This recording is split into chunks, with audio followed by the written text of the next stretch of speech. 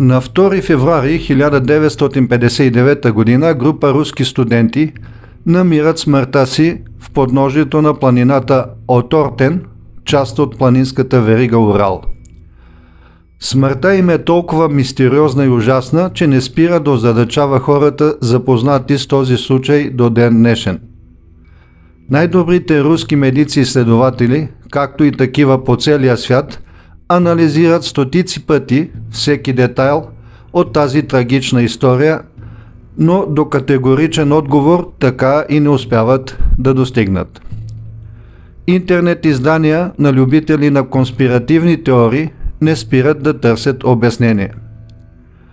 Руски, български, немски и страници в Съединените американски щати пишат за вълнуващата история всяка година и очакват отговори, но такива е трудно да се намерят. Мистерията е повече от зловеща и загадъчна и остава неразгадана. Но какво се е случило с тези хора и защо никой все още не е разгадал причината за тяхната ужасна смърт, ще видим в днешното предаване. Останете със светът на непознатото, започваме сега.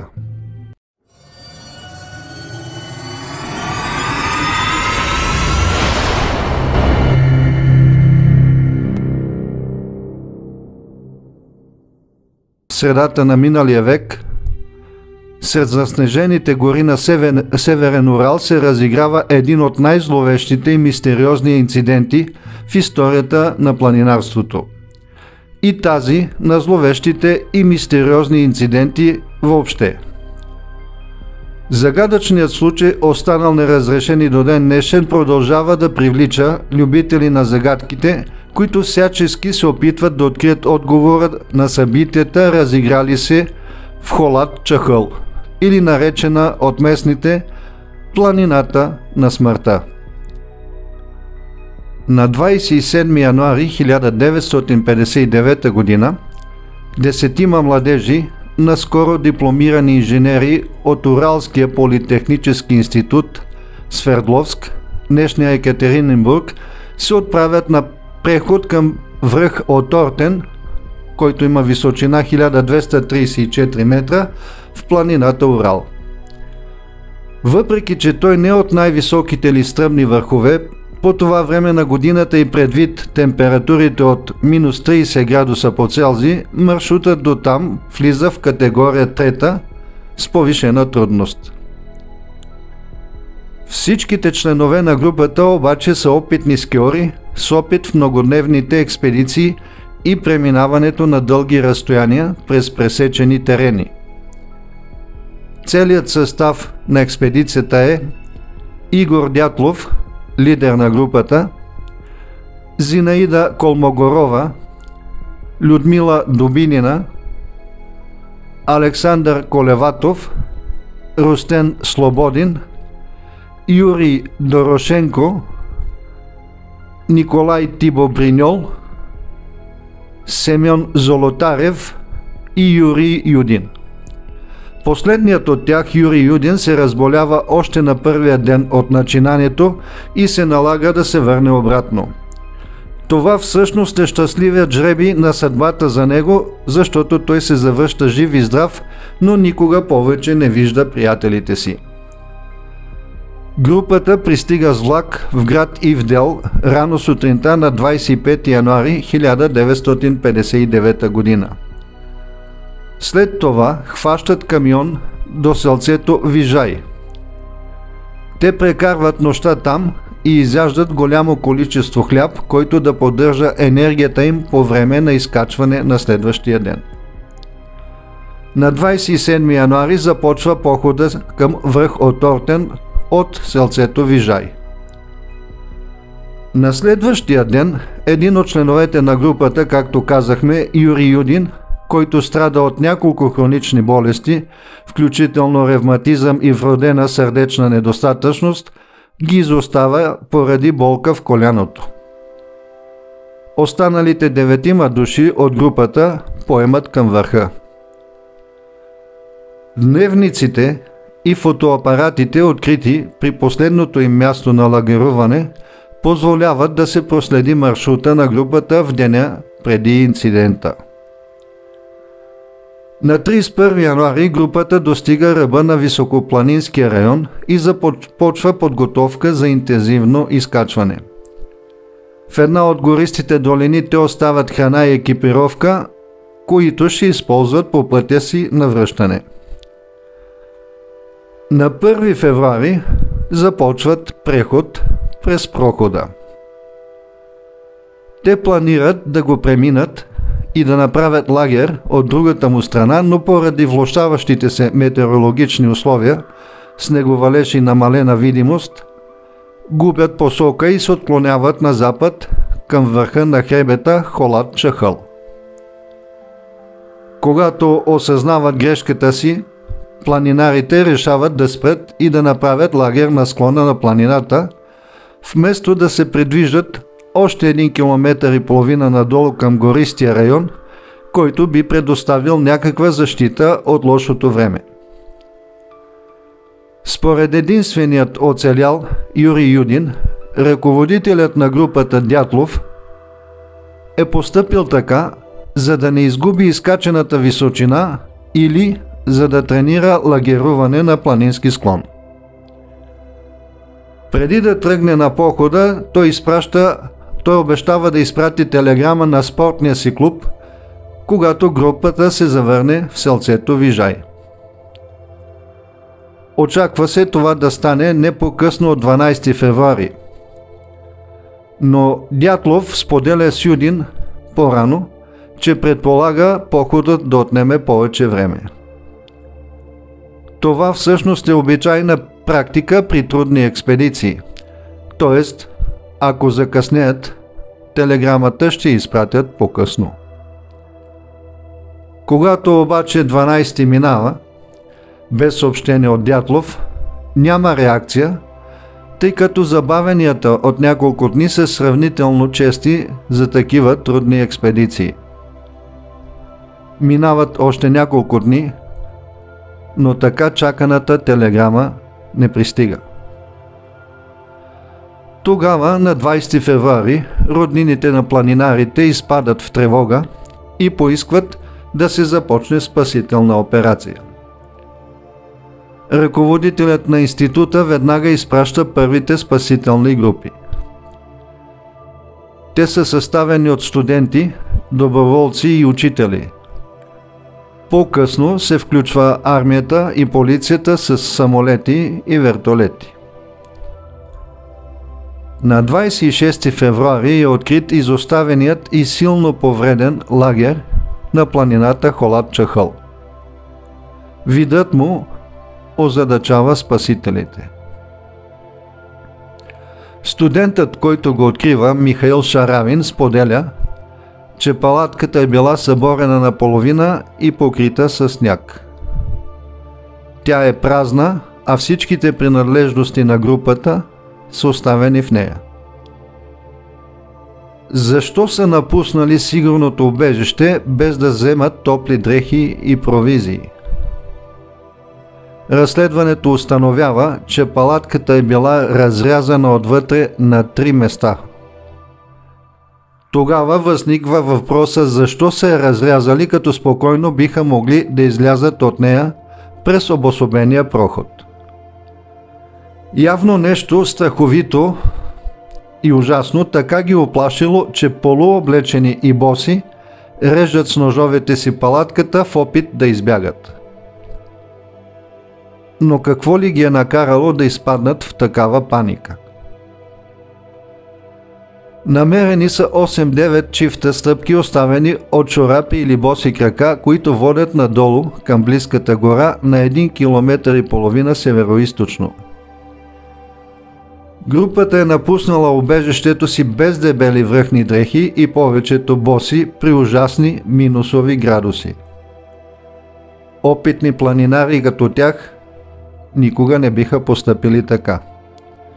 По това време температурата навън е била между минус 25 и минус 30 градуса. Те са бягали, опитвайки се да се доберат до близката гориста местност. При паническото си бягане надолу по снежния склон групата се разделя, защото в тъмнината никой не може да се ориентира на къде се е насочил. Ето защо, когато спасителите откриват телата, те се намират на различно разстояние. Някъде са двама, на друго място трима, а на трето четирима.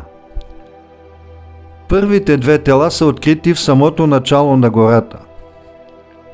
Там, под голям бор, са намерени останките от малък огън. И до него телата на Кривонищченко и Дорошенко, без обувки, само по бельо. Клоните на бора били счупени на височина от близо 4 метра, а тестовете по-късно установяват, че откритата кожа по кората на дървото е на двамата скиори. Предполага се, че част от клоните са били ползвани, за да се запали огън, а останалата част е била прекършена при катеренето по дървото в опит да се избяга от нещо. Но от какво? Следващите 3 тела са открити на склона между лагера и гората. Те са на Дятлов, Колмогорова и Слободин, в пози, подсказващи, че са се връщали към лагера. Намерени са по-отделно, отдалечени един от друг. Предполага се, че те се връщат за да се облекат с топли дрехи, защото студът е непоносим. Но бедата ги очаква по средата на пътя между гората и палатката. Ето защо точно там откриват телата им. Останалите двама, които остават в гората и по-късно виждат смъртта на своите приятели на 100 метра от тях, решават да се покатерят на дървото, за да се спасят. Но това мистериозно нещо убива и тях. Медиците изброяват по тялото на Кривонищченко над 30 тежки травми, в това число няколко дълбоки изгаряния и черепно-мозъчна травма. Според следователя Дмитрий Киреев, Кривонищченко изобщо не е умрял от измръзване, както пише в крайния доклад на руските медици, а е бил пронизан от някакъв непознат и много горещ предмет или лъч. Следователя задава въпроса какъв е бил този източник на енергия, който е обгорил съвсем точно определени зони от тялото на Кривонищченко. Силно обгорени чак до костите са били краката, бедрата и ръцете му. И при това тези насочени изгаряния са били направени, докато той е бил в съзнание. Георги Кривонищченко на 24 години се откроявал с веселия си характер, който като често правил шеги или пък пеел. Той е един от двамата музиканти в групата. Специалността, която следвал в университета, била хидравлика и хидравлични конструкции. Работел в секретната база Маяк в Челябинск. В устата му е намерено парче от късната кожа от лакътя на дясната му ръка. Според експертите, той изпитвал ужасно силна болка и отхапвайки кожата си е искал да се спаси от това мъчение. Следователят твърди, че дори намереното огнище под самото дърво изобщо не било огнище, което да сгрее измръзналите, а е било нещо съвсем друго. Обосновава се с факта, че нормалните огнища имат характерни обособени краища и форма и не могат да изгорят даден човек на различни части от неговото тяло, а само там, където той е най-близко до огъня. Накрая следователя дава своята версия, която показана нагледно в специално проведен експеримент. Той съобщава, че най-вероятно Кривонищченко е бил вързан за единия си крак наклон от дървото или е бил подложен на изгаряне само на някои части на тялото. Предполага се, че някой е искал информация и след като не я получил, започнал да прогаря краката на жертвата. Това обяснява защо при аутопсията ясно се виждал белег от въже на левият му глезен. Бил е вързан с главата надолу. Той, както и приятелът му Дорошенко, са били изгарани на определени места по тялото с факел и експеримента доказва точно това. Георги Кривонищченко не само е бил подложен на изгаряне, но и на удари. Това обяснява множеството тежки травми по цялото му тяло. До него лежи тялото на Юрий Дорошенко. Той е най-високият от групата с височина 180 см. Физически здрав и силен, на 21 години, той е трети курс, специалност подемно-транспортни машини. Приятелите му го описват като сериозен и смел. В предишна експедиция тръгнал с голи ръце срещу мечка, която доближила лагера. Намерен е с няколко порезни рани и следи от удари по цялото тяло. Върху устните, езика и ушите са открити със сирец и кръв. Горната му устна е силно подута вследствие на вероятен силен удар. В дробовете му е открита сива слуз и също следи от дълбоко изгаряне по краката.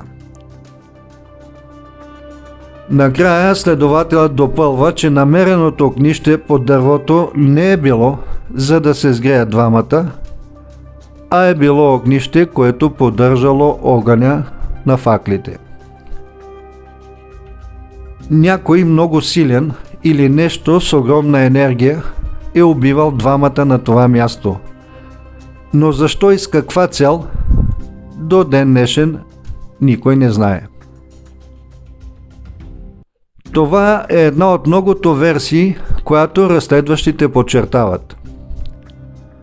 Както вече споменахме, на 100 метра от тях са намерени труповете на трима, на ръководителя Дятлов, Колмогорова и Слободин. Игор Дятлов е лидера на групата, много интелигентен и организиран, респектира останалите със знанията си и уменията си.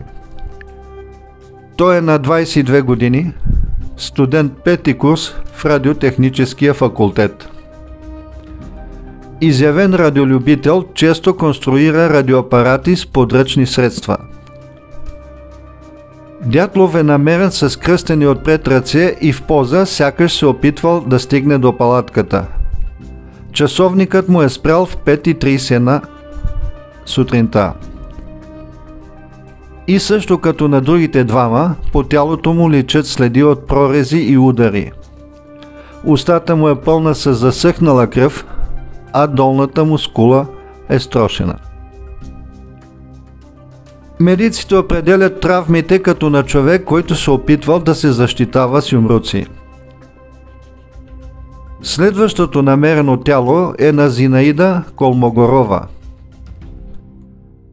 Тя е на 22 години и е студентка 3-ти курс в радиотехническия факултет. Приятелите я описват като умна и лъчезарна, притежава магнетично влияние върху останалите и затова някои от групата били влюбени в нея. Тя е открита мъртва с лице заровено в снега. Травмите по тялото й не се различават от тези преди нея. На дясната част на лицето се забелязва голям хематом. Медиците предполагат, че най-вероятно е била многократно удрена от твърд предмет, наподобяващ бухалка или прикладна пушка. Аутопсията показва, че не е била сексуално активна и този факт отхвърля една от версиите, че трагедията е станала заради сбиване на ревнуващи мъже от групата.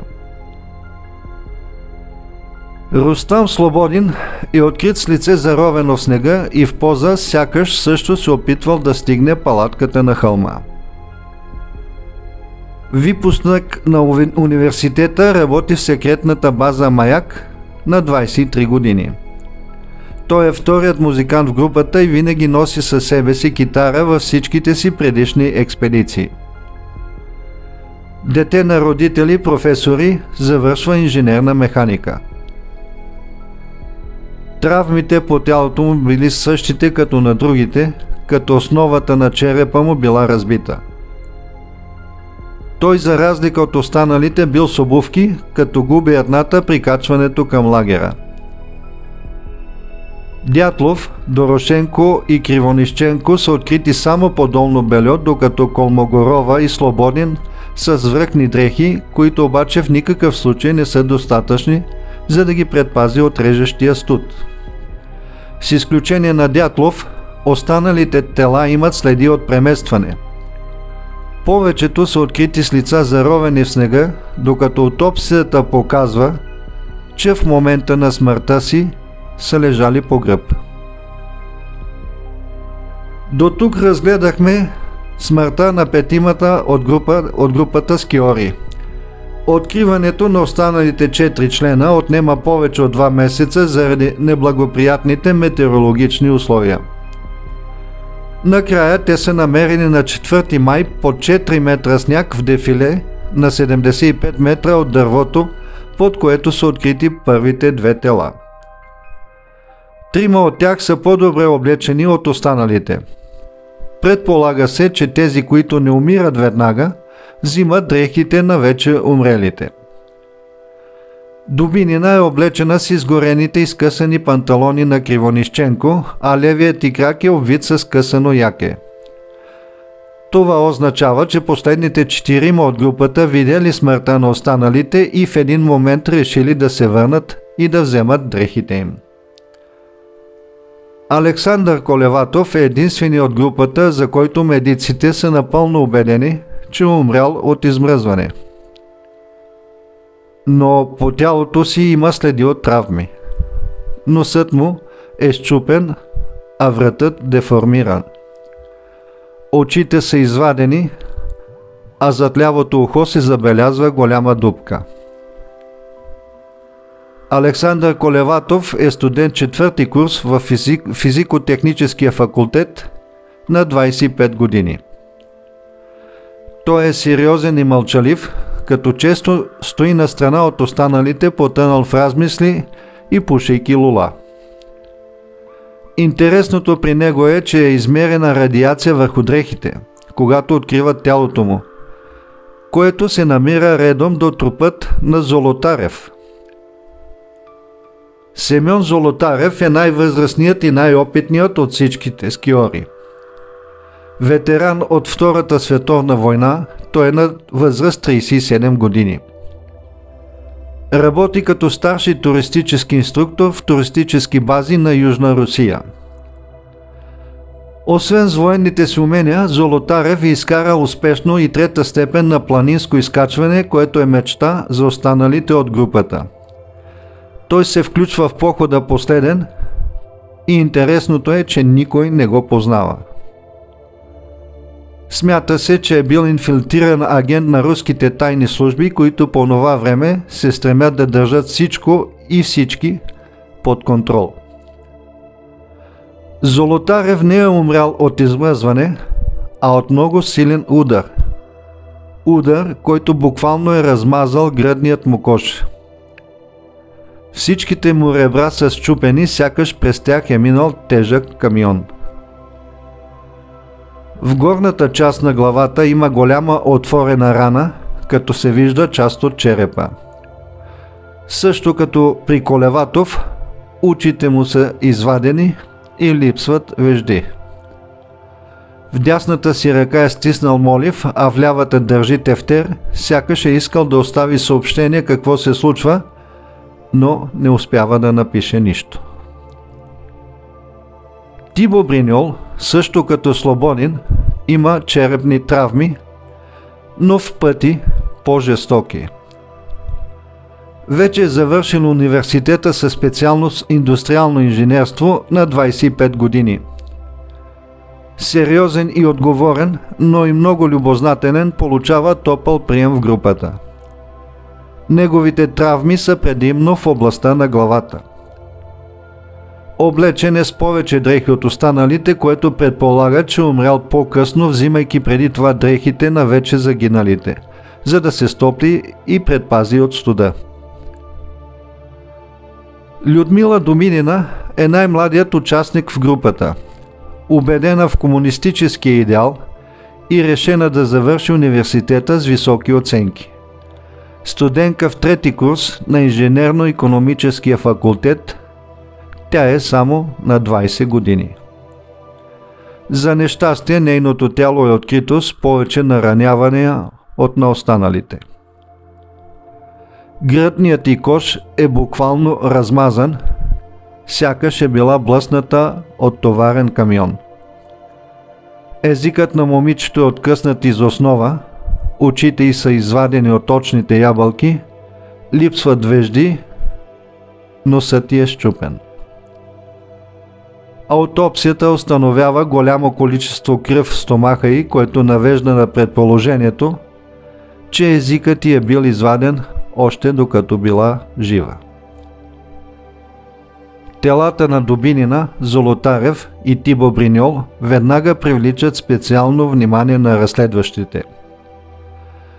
Съдебният лекар съобщава, че травмите по телата на тримата не са като на отбраняващи се смъртоносна схватка хора, а наподобяват травми от сблъсък с нещо голямо и много силно, като например камион или експлозия.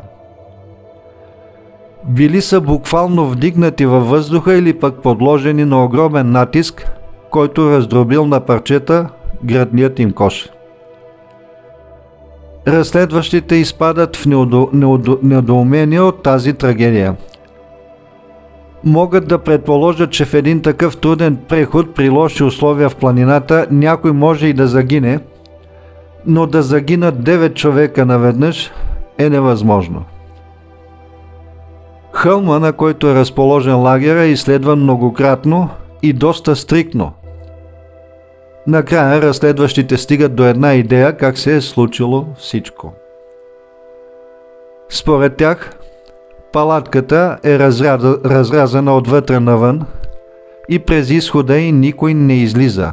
Всичките 9 члена на групата я напускат през разрязаните процеми. В нея те изоставят дебелите си защитни дрехи, зимни шапки и дори току-що сготвената вечеря. Това е ясен знак за силна паника. Те са видели нещо, което ги е накарало буквално да полудеят от страх. Някои грабват ножове и разрязват палатката на 3 места отвътре. Следите в снега показват, че след излизането групата се разпръсква в различни посоки, но след това отново се събира на около 100 метра по южния склон. След първоначалното паническо тичане, сега те върват спокойно и в колона.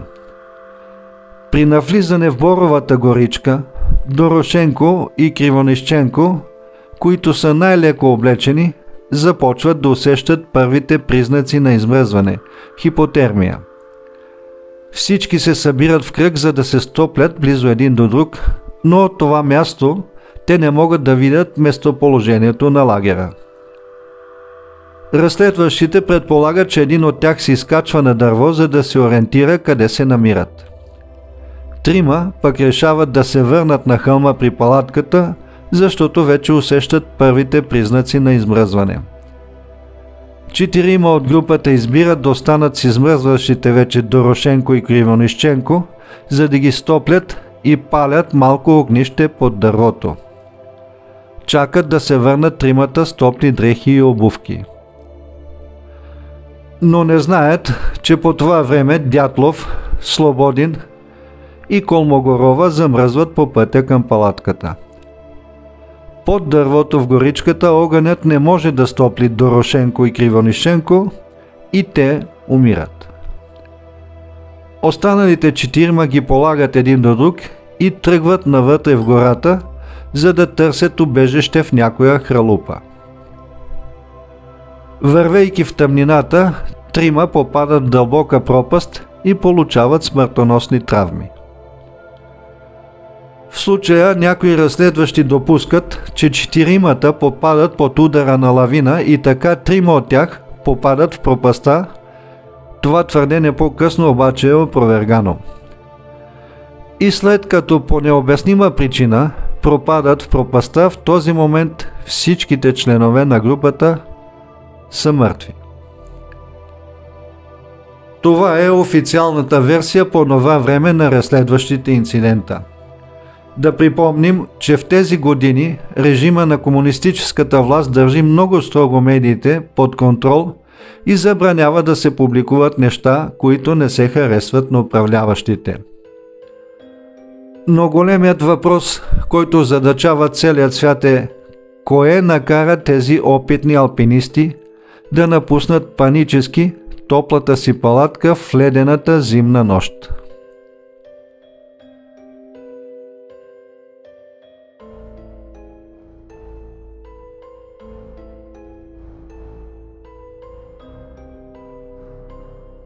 Основната версия, която вече споменахме, има най-много поддръжници по света, е, че причината е тътен от появила се лавина. Смята се, че чувайки зловещия тътен през нощта, групата в миг решава да напусне лагера, за да оцелее. В бързината и появилата се паника режат палатката отвътре и леко облечени бягат където свари. Но както казахме преди, тази версия не издържа, защото наклона на хълма е 30 градуса и практически няма как да се формира лавина. Още повече, че справка с метеорологическата служба показва, че тази нощ е нямало никакви условия за лавини. Друг фактор е, че опитният лидер на групата Игор Дятлов никога не би наредил да се опъне палатка на място, където може да се появи лавина. Също така, ако причината за нещастието е в лавина, то тогава тя ще затрупа и следите, оставени в снега от бягащите алпинисти, и ще разруши изцяло палатката. А тя в момента на откриването си е само до половината затрупана със сняг и е в добро състояние. Алпинистите вероятно са чули тътен от лавина, която може би се появила на друго място, и затова изпадат в паника. Но те биха си дали сметка веднага, че не ги грози опасност и не биха слезли по хълма надолу на цял 1,5 километра.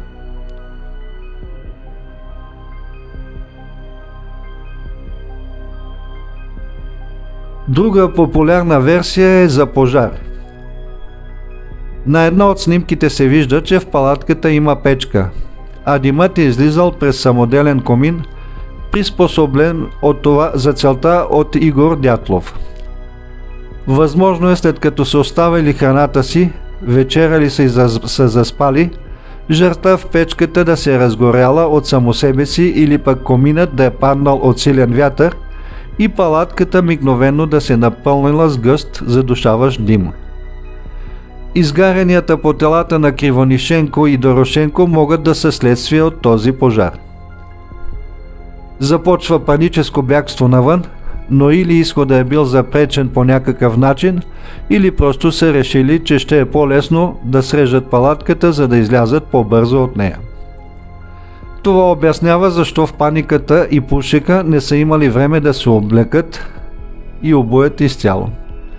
Тази версия не издържа, защото разследващите не откриват никакви следи от огън или пушек.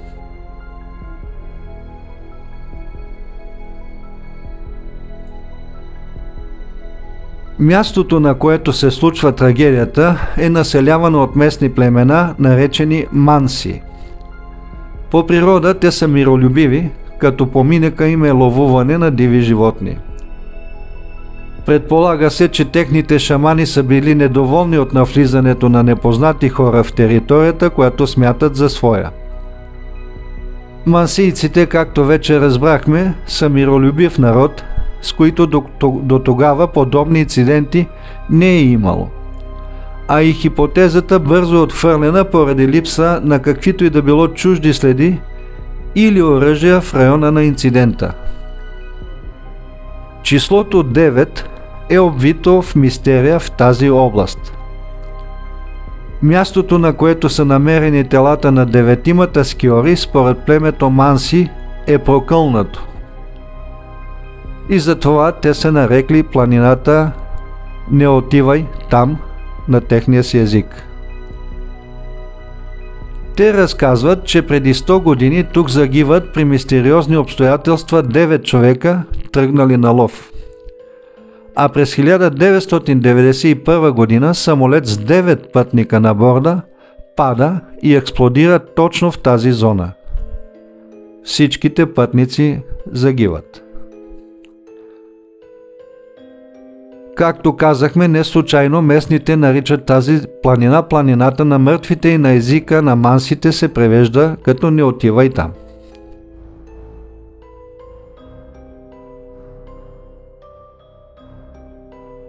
По време, когато се случва трагедията, друга група скиори се намира на около 50 км от мястото и твърдят, че са видели огромни оранжеви кълбовидни светлини в нощта на 1 февруари, когато загиват техните колеги.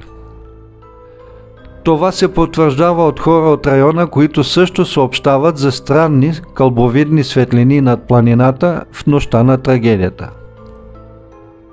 Накрая и хора от местното племе Манси разказват, че такива светлини се появяват периодично през годините над района. Следователите внимателно анализират и снимка от фотоапарата на Кривонишченко, на която той е запечатал в буквално последния си кадър странна светлина. Подобна светлина е запечатал и Золотарев миг преди да захвърли панически фотоапарата си в опит да избяга от нещо. Много години след като разследва тази трагедия, главният следовател Иванов споделя, че руските власти му забранили да пише в доклада си за тези снимки и тези светлини. Иванов до последно твърди, че изгарянията по телата на скиорите са следи от високотехнологично и мощно оръжие от типа на лазера, което оставя характерни белези при попадение. А в онези години такова прецизно и мощно оръжие не е съществувало. Той допуска, че по скиорите е стреляно от извънземни същества с непознато оръжие. Белезите и травмите, оставени по труповете, наподобяват такива, намерени по целия свят върху животни и най-вече върху крави, убити при мистериозни обстоятелства.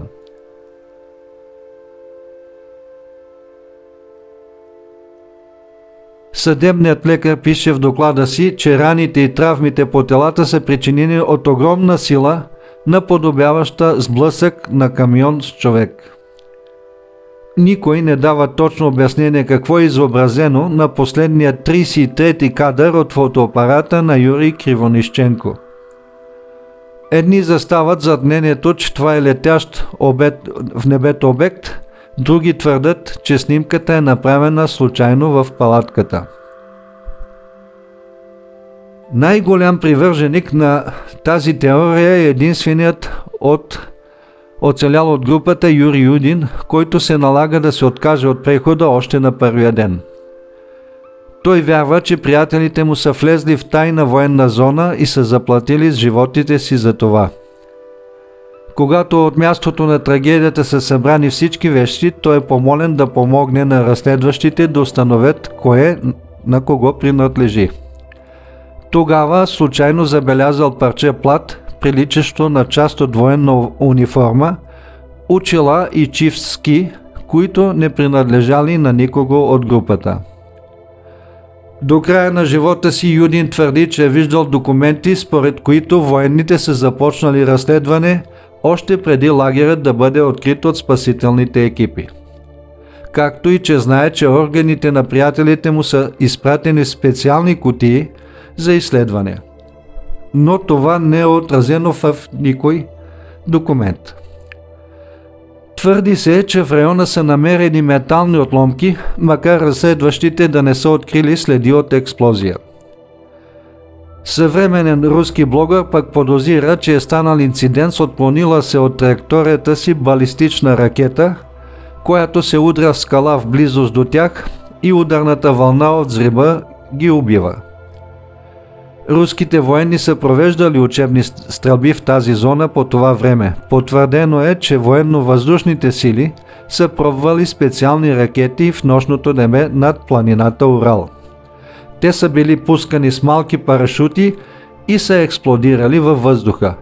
Смята се, че една от тези ракети се отклонила и с избухването си е накарала скиорите да изпаднат в паника. Но продължителните дни на претърсване на района от спасителните екипи не откриват никаква следа от ракета.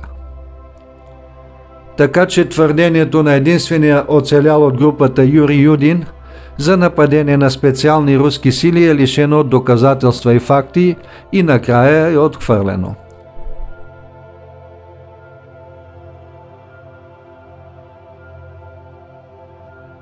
Често се случва затворници от множеството лагери из Сибир да избягат и да убиват или ограбват хора в горите. Проблемът е, че липсват каквито и да било доказателства за подобно нещо. Също така не липсва нищо от техния багаж, което навежда на мисълта, че не са били обект на нападение с цел грабеж.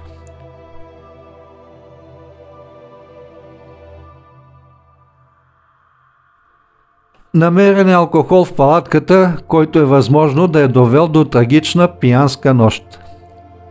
Но младежите са били добри приятели, а и от снимки непосредствено преди инцидента не личи да има каквото и да било напрежение между тях, което да ескалира в такъв брутален кървав конфликт, че да завърши със смъртта на всички.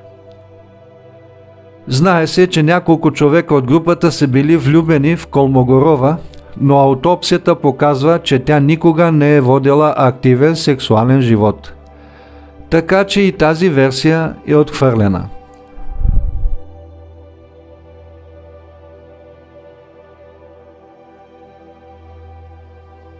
Местното племе Манси вярва в съществуването на мистериозни, силни, човекоподобни същества в сибирските гори. Дори те са описани в техния фолклор. Скиорите са разполагали с фотокамери и един от тях прави снимка на 30 януари, на която се вижда фигура на огромен човек, който ги наблюдава скрит зад боровете в гората. Смята се, че те са се уплашили от вида на приближаващото към тях непознато същество и панически са напуснали убежището си. Но отново се връщаме на следите по снега и там не се забелязват никакви отпечатъци от горски животни или големи мечки. Накрая криптолозите анализират внимателно снимката и стигат до извода, че размерите и пропорциите на непознатото същество не отговаря на размерите на едно човекоподобно йети, а на нормален човек. До ден днешен никой не може да каже каква е тази мистична фигура на снимката.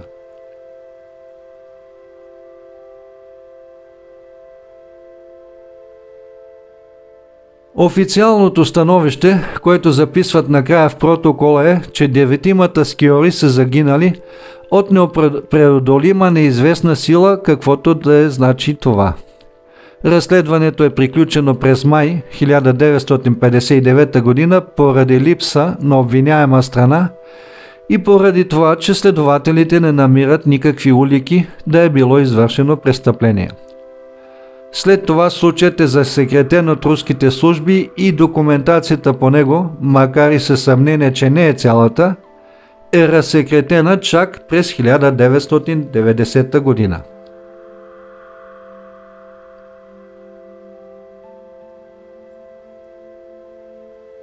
Температурата в планината на 2 февруари 1959 г. е около минус 30 градуса по Целзий, а повечето от жертвите боси и облечени само частично.